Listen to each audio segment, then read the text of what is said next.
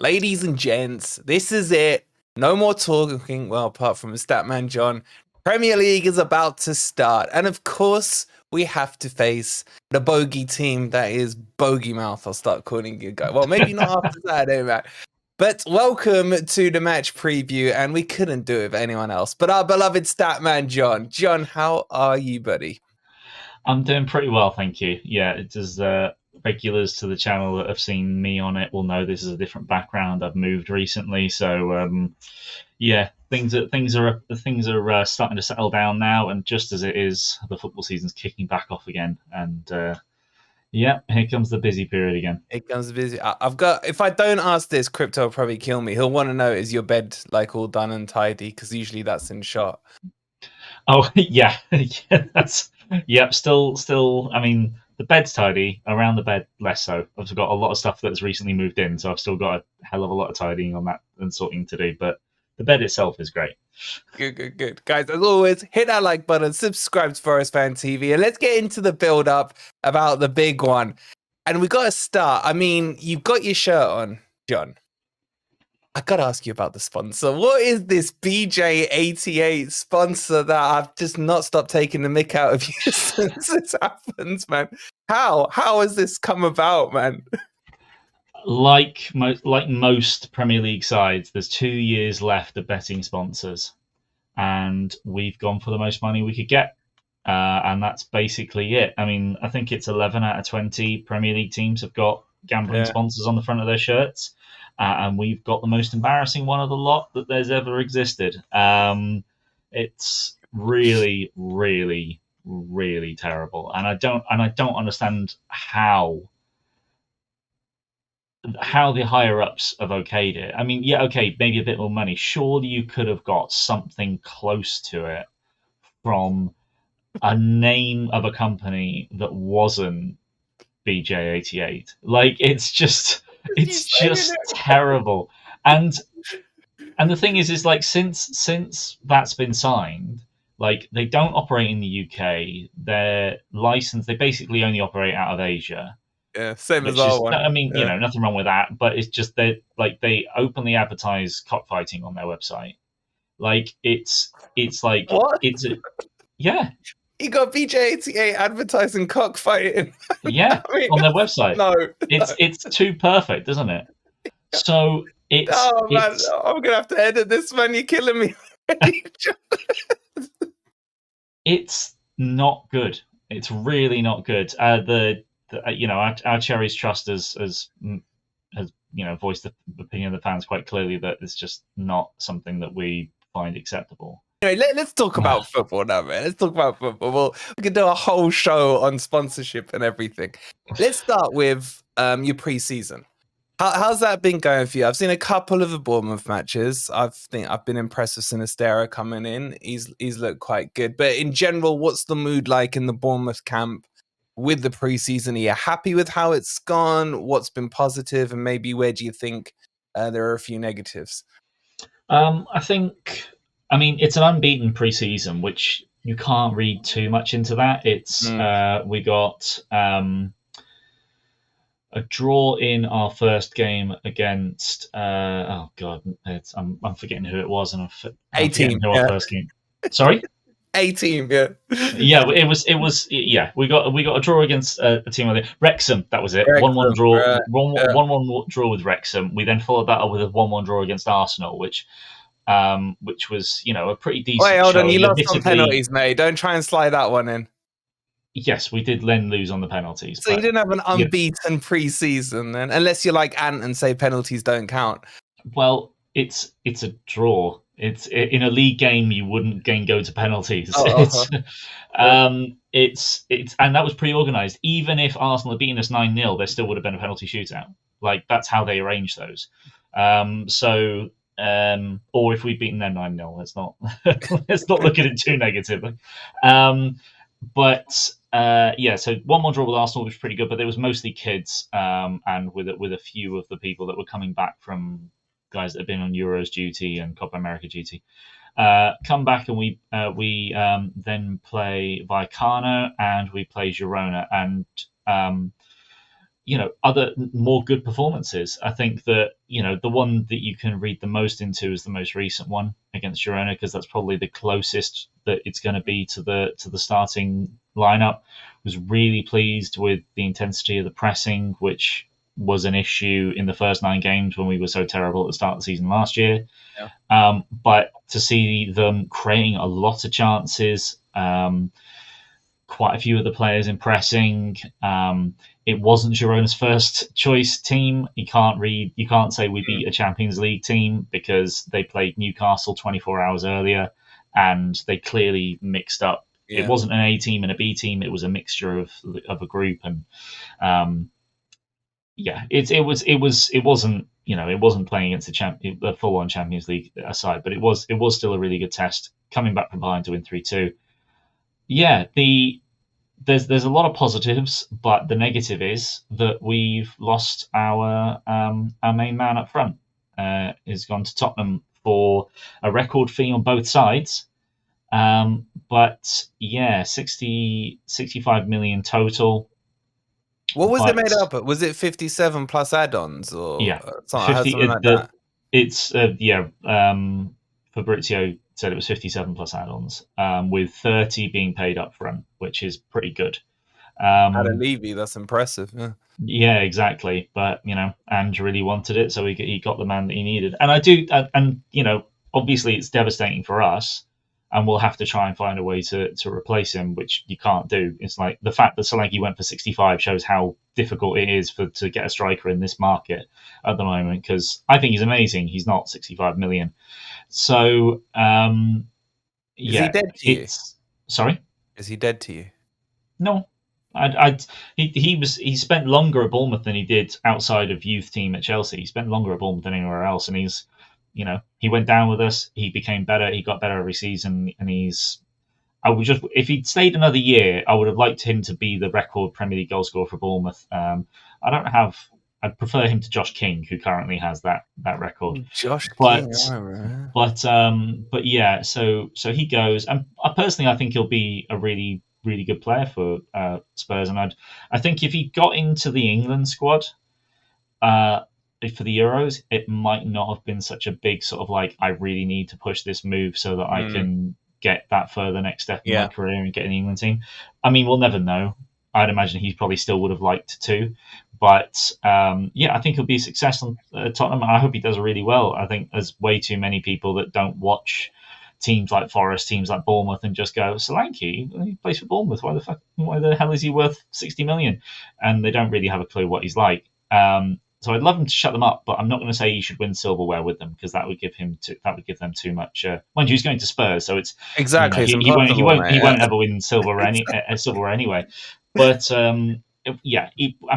we've made a hell of a big profit off him. I send him my best wishes to him and hope he does really well at Spurs. And as long as he doesn't score against us, I hope he becomes the record goal scorer in the Prem or something. That's what I'm building to, John. That's what I'm building to. If he scores the winner against you, and he shushes the crowd, he's then dead to you. He wouldn't do that. He wouldn't do that. Or does the bow and arrow that he nicked off Jono anyway? That surely would turn. Nicked off Jono. Jono didn't do it before. Of course he nicked it off Jono. No. Okay, but with him gone now, look, it's music to the Forest fans' ears. Yeah, I think he's okay. I don't rate him as highly as you Bournemouth fans do. He had a purple patch for me last year, right? I'm playing with you, but who have you got in to replace him? Because you got this Sheffield guy, didn't you, on a free transfer? He scored in the last game. Is he going to be the one who's propping up the attack, or what you got in store for us on Saturday? No, we got Daniel Jefferson in on. I think the fee agreed was like 1.5, because he's young enough. There has to be a tribunal fee. So I think it was 1.5 million if I remember correctly. But we got him at the expiry of his contract with Sheffield United. I think the plan was for him to go on loan. I really do think that the plan was to bring him in. He's a talented youngster. There's something about him. I do think that he fits the way that Iraola wants to play quite well. From what I've seen so far, he's a really good presser. He's got a lot of energy. He's pacey. He's strong. He's tall. A lot of attributes that are good, but he's still got a lot to learn. So we were thinking he'll go on to the Championship somewhere. He'll get a good season of play, and then we'll see what he's like next year.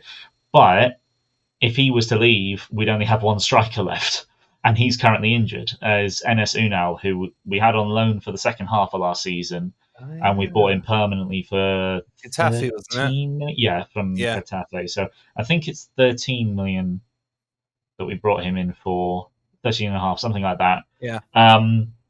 So, and he's looked good when we've had him, but he has been injured recently. So we started Philip Billing as the number Oh, for 9 God's against. sake, man. Oh, is he We still started. around? He Yeah, got he's still. dropped for a lot of last season towards the Yeah, end, didn't he? he's. I mean, a mixture of injuries and just being dropped. Yeah, but he started as the number 9 against Girona. Great. But I think that the thing is like that. I think the number 9 is less important as long as you can make sure that Sinistera on one side and Semenyo on the other, Yeah. as long as they're given good opportunities to attack the defender and try and take a shot. I think you could see I don't know, maybe see Clivert playing as the number Yeah, but 9. he's more year 10 at the moment, He's isn't more he? the Yeah. 10, but he could play as the 9. Yeah. Or you could even see Semenyo being played as the 9 because he has played as a striker quite a bit in his Bristol City days. I don't think he's as good there. I think you need to just let him go one-on-one with the fullback and just cut inside on either foot. So yeah, it's tough without Unal available and Jefferson's not really ready to be the regular starter in the Premier League. We are short of a starting number 9 at the moment. Hopefully, and are you concerned about that? Putting aside the jokes with Phil Bill, because obviously he scores every time, doesn't he? But are you concerned about that position in particular in the team?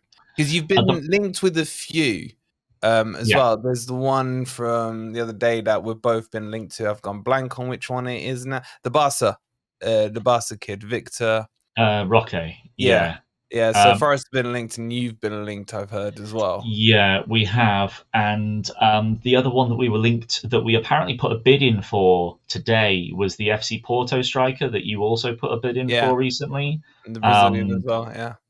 Is it Edinson or Edvins? It's something like that. I've only seen the name written down once, so I've forgotten who it was. But yeah, we put in a bid. I don't know how much for, but it was rejected.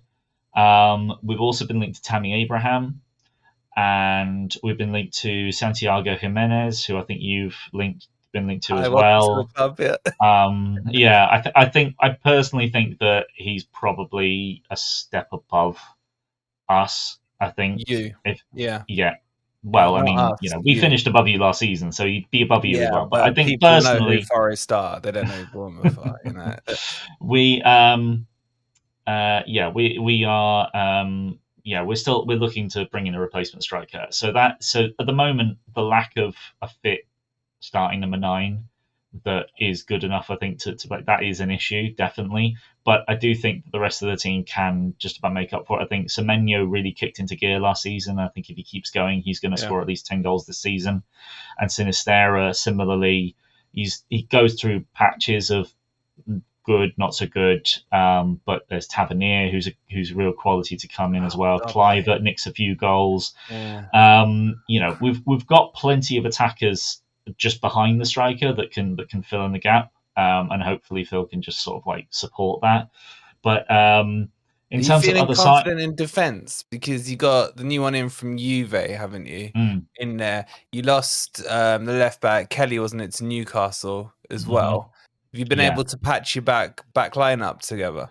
Yeah, well, that's the only other sort of signing we've spent anything major on, or like our first team that we brought in is Dean Hudson. It's spelt Huijsen, but it's pronounced Hudson apparently. So it's a bit easier to pronounce at least. But yeah, we brought him in from Juve, 19-year-old centre back who looks pretty tidy. And considering Senesi, our starting left centre back, he got a head injury in against Girona, so he might not start against Forest, which is annoying because I'm kind of hoped he'd manage to do what he did last season and pull a couple of nice crosses in for goals against you, but without Solanke on the end of it, it probably wouldn't have worked anyway. But without the certain referee sending Bolly off. But we'll have to see how big the brown bag we sent was this time around. Anyway, Dean Housen's come in, decent looking young centre back, very good on the ball, but a little bit weak aerially, despite the fact he's 6'4". and beanpole thin. So we'll see. We'll have to see see how he does. But I'm a little bit concerned we haven't brought in a left back at the moment because we've lost Kelly, who was centre back or left back. He did both really well, and now we've only really got Kirkes, and then you've got like Watara could fill in there, Hudson probably could fill in there, but Kirkes is 20 years old. He makes mistakes. He could be a great left back, but he doesn't really have any competition at the moment. I just want to see someone be able to come in and just go push him, or just be like, you're not playing well enough, so you're going to be dropped, and maybe give him a kick at the backside. So we apparently have a right back from Barca in on the way. Julian Araujo is coming in for 8 million quid from Barcelona, but that's another right back, which means we've got 3 right backs on the books. He's good on FIFA, mate. He's good on FIFA. Yeah, two of those could play left back, but again, you've got a right footer on the left, and the amount of times we've played that over the last 3 years, just don't like seeing it. So I would rather us getting a left back, but the priority now will be striker. A lot of the fan base are desperate for a goalkeeper to come in. I don't think we necessarily need to put too much into that because Neto's on his last year, I think. But a lot of fans aren't all that fussed about having Neto as the main goalkeeper. I think Travers hasn't developed enough, and I don't think he's necessarily good enough, which is frustrating to say because I wanted him to be, but I don't think he is. Didn't you get a goalkeeper in? The Australian guy, was it? Yeah, he's gone straight back out on loan to the A-League. Okay. So he's heading straight. In fact, I can't remember who we bought him from. I think it was Wellington Phoenix, and he's gone back out to Auckland, who are the new team that is owned by the guy that owns us. And we think convenient. Yeah, exactly. And I think there are some rules in the A-League that you're not allowed to do that, but I think they've sort of managed to slap him with the face with some Australian dollars and just let it bypass that. I'm not entirely sure. But yeah, he's gone straight back out on loan. A few Bournemouth fans want to see Aaron Ramsdale brought back on loan, which I think would be really quality, but I just don't see it happening. It's just weird. You link to a lot of the same names we are. Like Ramsdale being linked to Forest, talks about the strikers that are being linked as well. Yet we're the bigger team, so you guys must be happy that you're at least being linked. Well, I was going to say, you'd think things would be different with the size of the clubs, but we're shopping in exactly the same pool of players. So it's like there's not a huge difference between us at the moment. So what are you saying to what you've seen of Forest transfer window so far? So we've got in Milenkovic, we've had who's the centre back from Fiorentina, we've had Carlos Miguel, the huge ladder of a goalkeeper coming in. Jota's coming in. Sosa's pretty much done now. There's one or two others that I've gone blank on them, but overall, it's not been as crazy as it has been in the past couple of windows for us. I know you've taken the piss a lot out of it, but yeah, I mean, I suppose for Forest, it's not that crazy. It's been a slow summer, mate. Yeah, it's been a really slow summer with your 7 signings. You're missing out on Anderson because I forgot about him. You're missing out on Anderson because you had that swap with Blackademos of Newcastle, and that one might be investigated from the sounds of things. How can it be? 2 clubs agreeing on a fee, mate? You know, I know, but like, what was the one between Barca and Juve that it was like the two clubs sold each other players? Oh, like it was Panovic. With the J, PJ. Yeah, I know who you're talking about. It's like yeah, you have to look it up. Go check it out. Yeah, I'm annoyed I've forgotten that. And then the one that came the other way that went on loan to Liverpool and played like 5 minutes. But Arthur. Yeah, Arthur. Yeah, that was the one. I mean, look, I think Anderson is a decent pickup, definitely. I think I don't know enough about Milenkovic, but I mean, you know, he's quality, mate. Trust me on that one. You know, my word is my bond. He looks calm. You know, just that calm influence at the back. He's been really good pre-season. Okay, he's only played 2 games, but still, you know me, I like to get way above my station. It's Murillo who hasn't looked as good pre-season, if I'm being honest. Really? He's been doing a few howlers, mate. He's given away 2 penalties. He got done by Gelson when we played Olympiacos the other day.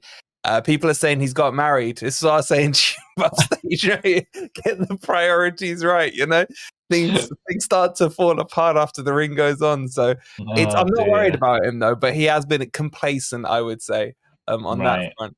But Milenkovic has looked good. He's looked good. You don't think he's had his head turned at all? I suppose he's not involved in any fights, unlike some other centre backs that have started in pre-season for Premier League clubs. But yeah, I'm sure he'll turn it around. He had a fantastic first season, so yeah, he did.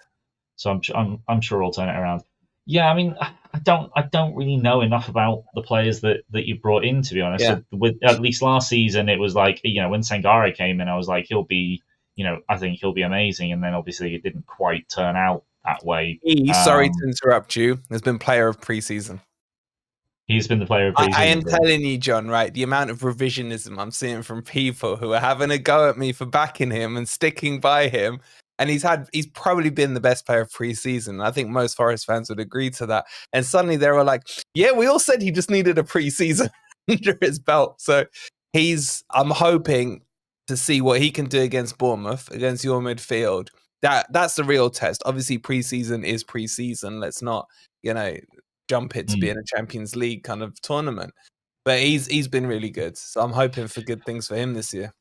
Yeah, well, that will be a big one, I think, because I would say that Bournemouth's midfield is the kind that I would expect Sangare to be able to physically dominate against. Because, to move on to previewing the match, I think that Lewis Cook didn't start the most recent. I mean, he's tiny, obviously, but he didn't start the most recent game. Because he's had a bit of an injury recently. So it was Alex Scott and Ryan Christie as the double pivot. And while Scott has got a hell of a talent, he's still quite young. He's not the biggest. Christie's quite small as well. So, Sangare should be, as a test, I would be expecting him to come in and physically dominate, from a Forest side of things. Obviously, technically, he's always shown up brilliantly as a technical player as well on top of that. But yeah, I think that, it's going to be Bournemouth. The way Bournemouth will do the best to try and win this game is through the wingers, or it's going to be like the three behind the striker. It's going to be the combinations of what is probably going to be Sinistera, Clive, Semenyo, as I would imagine that sort of three behind the striker will be, and whoever plays as the striker, whether Unal's fit, whether it's Billing that gets the nod, they just need to try and support that the best. And then defensively, Murillo shone last season, and for us, Sabani was the one that got a fair amount of praise, but didn't quite get the shine that Murillo did, I don't think. He's not Brazilian. But despite, he's Ukrainian, but was still an amazing player. And I think that, it's going to be an interesting one, because both have really got the strength in their attack. Your midfield is developing. Our midfield is sort of like is decent, but needs a bit more stability, I think. And hopefully, when Adams is finally back and maybe fit, is he ever going to play for you? I don't know. We'll have to wait and see. Has he played the game? Yeah, he started the game, but he started one, and he came off the bench in a cup game. He went out. Wasn't he fit for Copa America? He wasn't fit, but he went anyway. He went out, didn't he? Yeah. That's what's so frustrating. He went and played. He played 45 minutes in the 3 group games. Wasn't fit for any of them. And as soon as the US were out of the tournament, he went and had back surgery, so he's out for another 3 months.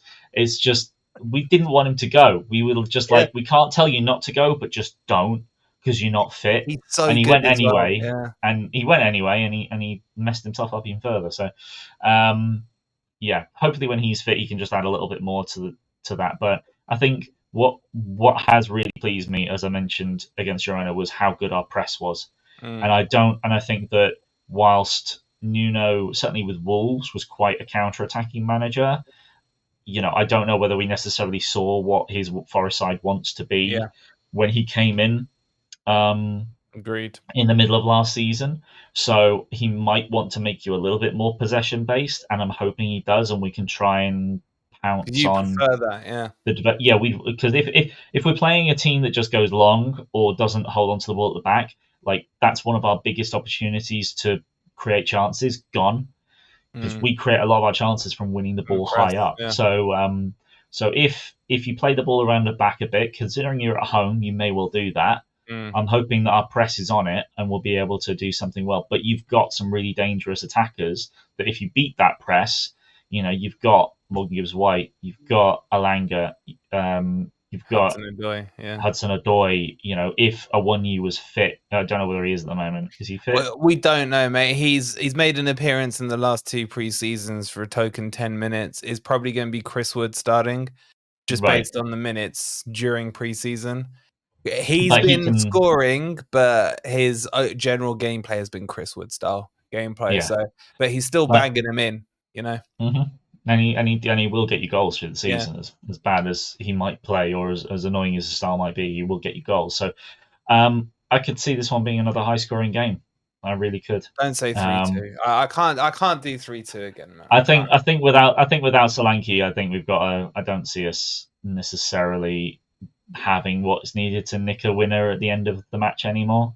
Okay, I feel like there's a little bit of fear in that answer there, John. If Solanke was still with us and he was fit and bearing in mind he hadn't been fit recently, if he'd been starting, I would have put us down to try. I think I would have favoured us to win this game, but because we've lost Solanke and I don't think we'll have Unal fit to replace him. I'm not as confident, and I would probably go for a draw. Because I'm confident we'll score, but whether we'll score enough, I'm not so sure. And I think, despite the fact that we've obviously got a very good record at your place, I still think a draw will be a really good result to start the season. Yeah, 2015, I think, is the last time we beat you. Ridiculous. I think, if memory serves me right, but you've made me feel a little more comfortable because I've been like hyping up the start of our season. We got you, we got Southampton, we got Wolves. I'm looking at that thinking, nice start. You wouldn't say no to it. And as we've got closer and closer, I'm like, it's bloody Bournemouth, man. There's going to be some more brown envelopes, some offside goal not given, a penalty and red cards. So you made me feel a little more confident. I think we'll win this. I think it could be a little bit ugly in terms of, I don't think we're going to see too much free-flowing players. Both teams are still coming up to speed off the back of the pre-season. I think it's like a 2-1. I would, if I could dream, I'd take a 3-2 in our favor just to right those wrongs. But yeah, if you're going a draw, John, I'm happy with that, mate. Because usually when an opposition says a draw, they're lying. What they really think is a defeat, but they can't bring themselves to a defeat. So that's the theory I'm working with. Is that we've been nattering away, matey. It's been so long. It's been a pleasure to catch up with you, buds. Absolutely, as always. Yeah, I guess we're gonna have to do like satellite hosting for Beat the Drop because Forest won't be in the fight, that you guys will be in this year. But just as a finishing question for you, where do Bournemouth finish? Where do Forest finish right now, as things stand with the squads we've got? How do you read this one? I had Bournemouth maybe pushing for a top 10 before Solanke went, and I've had to reevaluate that, and I think I've dropped to 13th. I think I'll have to drop us to 13th. Okay. And then Forest, I think I'll put you 14th.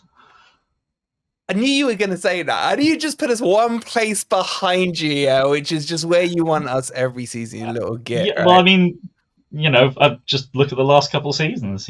We'll just go off that. Apart from last year, you're not far wrong. Guys, as I hope you've enjoyed it with Statman John. It's good to have him back on the channel. We will, of course, do a lot more with him as the season progresses and Bournemouth are fighting their relegation battle. Make sure you've liked, hit that subscribe button if you are new. And this is it. The Premier League begins, Saturday, 3 o'clock. We'll see you then. Come on, you Reds.